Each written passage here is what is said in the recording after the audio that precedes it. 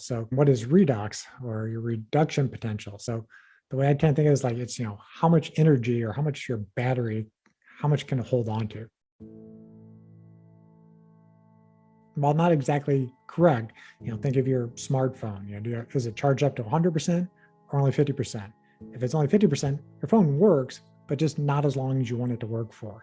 So the higher the battery charge, the longer things tend to work. And when you really understand the battery in a Ferrari, the battery in your flashlight, and the battery in you works on negative and positive charge. Redox potential is the net negative charge in a cell. So the more net negative charge you have, the better chance you have to heal.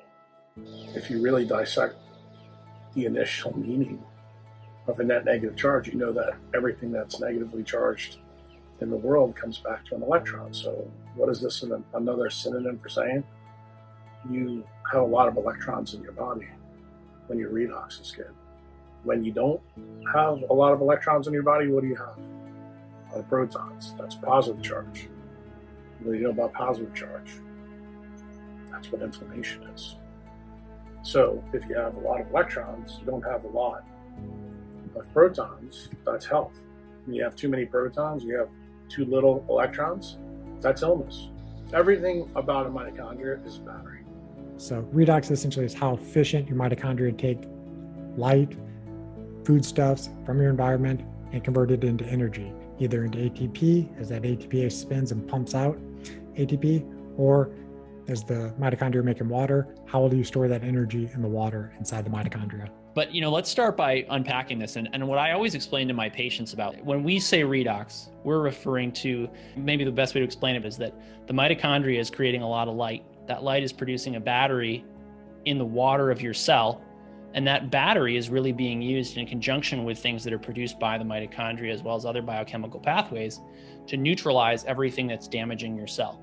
And when you minimize that cellular damage, in the same token, you're optimizing cellular energy generation. So everybody's goal who watches this video should be, I need to collect electrons.